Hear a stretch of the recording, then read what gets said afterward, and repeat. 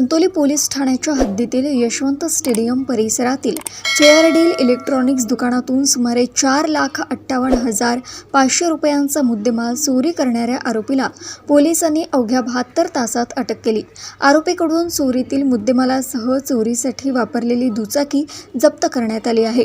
फिर्यादी नरेंद्र वेर होमल शिवनानी वय 54 यांनी दुकान उघडले असता ड्रॉवरमधील 3.44 लाखांची रोकड, विविध कंपन्यांचे LED टीव्ही आणि मोबाईल असा एकूण 4.58 लाखांचा मुद्देमाल चोरीला गेल्याचे निदर्शनास आले।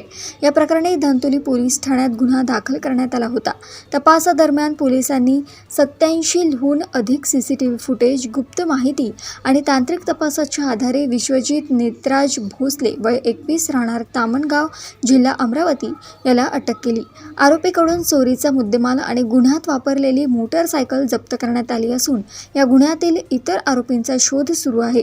ही कारवाई पोलीस आयुक्त विश्वास नागरे पाटील यांच्या मार्गदर्शनाखाली धंतोली पोलीस ठाण्याचे वरिष्ठ पोलीस निरीक्षक साईनाथ रामोड, पोलीस उपनिरीक्षक शुभम बकाल व त्यांच्या पथकाने केली। 26 ते 27च्या रात्रीमध्ये यशवंत स्टेडियम येथील चेअरडील नावाचे इलेक्ट्रॉनिकचे दुकान उठल्याची अशी तिथली दुकान मालक यांनी पोलीस स्टेशनची तक्रार दिली। त्यावरून पोलीस स्टेशनने येथे दिनांक 27 रोजी गुन्हा दाखल करण्यात आरोपी होतं। सदर गुन्हा दाखल झाल्यानंतर सदर गुन्ह्याच्या तपासात सदर परिसरातील CCTV फुटेजची तपासणी केली, तसेच इतर तांत्रिक पुराव्याच्या आधारावर सदर गुन्हा हा अमरावती येथील धामणगाव येथील विश्वजित नेत्राज भोसले व त्याच्या साथीदार यांनी मिळून केल्याचे समजले। एक तपास पथक PSI बकाल साहेब आणि त्यांची टीम यांना सदर ठिकाणी पाठवले। त्यांना शोध घेतला आता विश्वजित नेत्राज भोसले हा मिळून आला।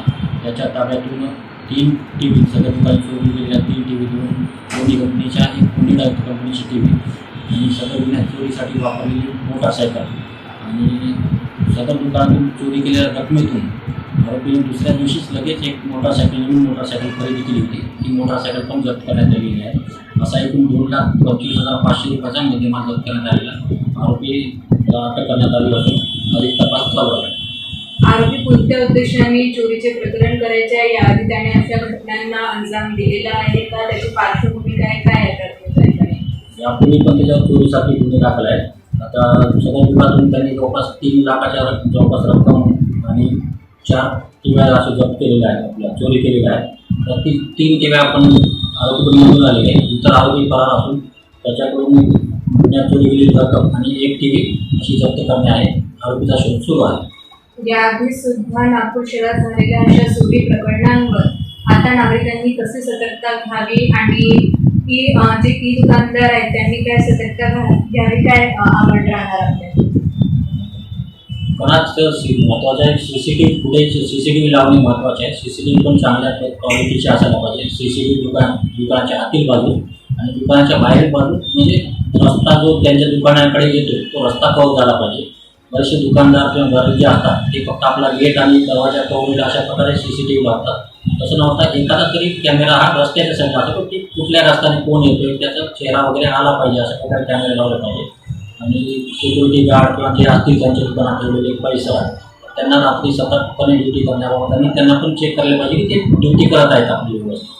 ही संपूर्ण कारवाई कोणाच्या मार्गदर्शनाखाली करण्यात आलेली आहे? सदर कारवाई माननीय पोलीस आयुक्त विश्वास नागरे पाटील यांच्या मार्गदर्शनाखाली, तसेच सहाय्यक पोलीस आयुक्त नवीनचंद्र रेड्डी, पोलीस आयुक्त प्रादेशिक विभाग नमिता शोभा मॅडम, DCP जोडगाव श्री